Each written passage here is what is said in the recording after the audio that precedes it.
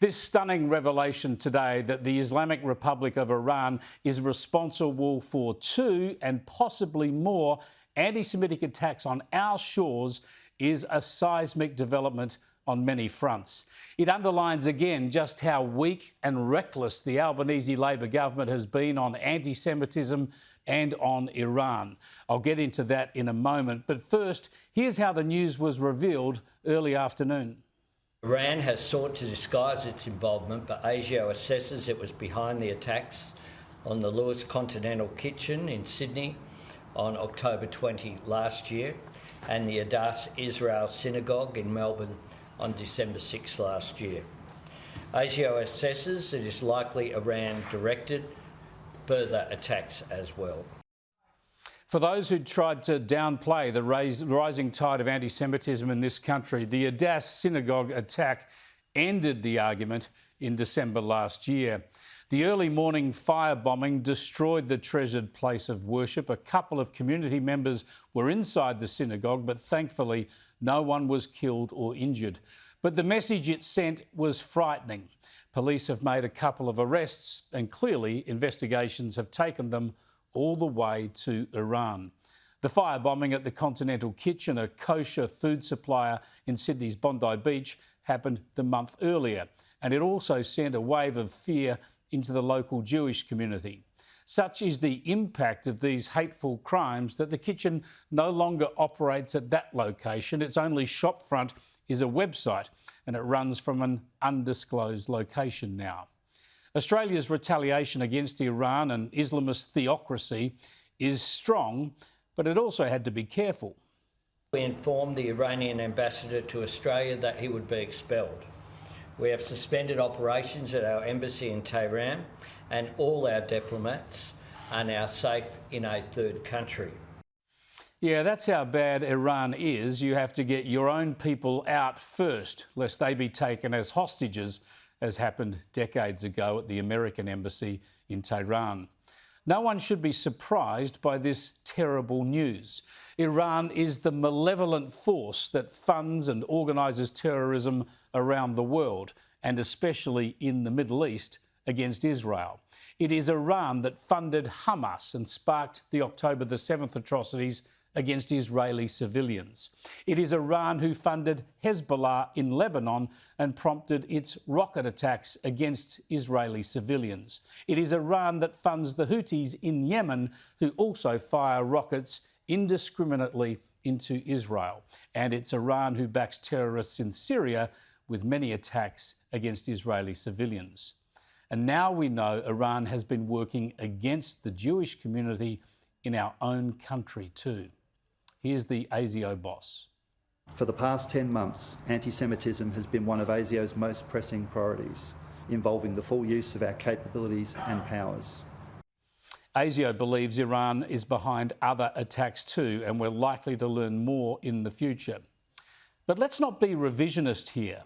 The Albanese Labor government has been jelly-backed in its response to anti-Jew and anti-Israel hatred in this country since October the 8th, 2023, since the day after the atrocities in Israel. Albanese has failed to take a strong stand.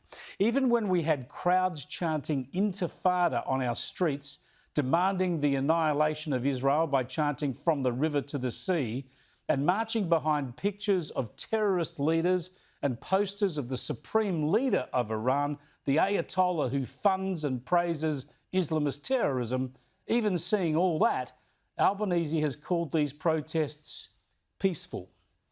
The Foreign Minister has tried to be revisionist today. Even before today, the Albanese government had taken stronger action on Iran than any previous Australian government. And we have long known that Iran and its proxies try to destabilise countries in our region and beyond. Really? Labor has been strong, not weak? The coalition leader, the former coalition leader, Peter Dutton, remember him? He was calling for an end to diplomatic relations with Iran last year. And then there was this, at this very desk. This is all about Iran. I have been calling for months for Australia to reconsider its diplomatic relations with Iran. Why are we giving that country legitimacy of a diplomatic relationship, particularly when Iran is the great exporter of terror? Hezbollah has destroyed Lebanon as a functioning democracy. Hamas is responsible for the single largest murder of Jewish people on a single day since the Holocaust. Iran continues to destabilise countries, and they particularly hate Israel, and we saw them saying death to Israel in the Iranian parliament. Why? Because Israel stands for everything they're against. Yeah, Australia should have been a lot stronger, a lot earlier against the evil Islamist regime in Iran, where, by the way, they imprison women for failing to wear veils. And remember, just back in June, when the US finally took out Iran's nuclear weapons program that Israel had initially attacked, this is something that many in the free world had hoped for more than a decade, Albanese and co failed to come out and quickly endorse the US attack, as I pointed out at the time. No support, no endorsement. They just slipped out a pathetic statement with yet another call for dialogue and de-escalation. Embarrassing stuff. They couldn't even support their main alliance partner taking military action to protect Israel and the world from a rogue, theocratic, extremist state intent on destroying other countries. They could not even support the US stopping Iran from getting a nuclear bomb. Yeah, they eventually said a bit more, but their weakness is manifest. But there can be no escaping, of course, Albanese and Labor's legacy here. They have been soft on anti-Semitism and soft on Iran. And now they've got a lot of catching up to do. I mean, here is a former Labor Foreign Minister, Bob Carr, and a current Labor federal MP, Ed Husic, joining a protest where you see in the background there the Supreme Leader of Iran being used as a poster boy. No Labor MP should have anything to do with these hateful protests. The PM calls them peaceful. Really? They're not anti-war, they are anti-Israel. They are being used to divide our community and preach hate by backing the horrors of intifada and chanting from the river to the sea.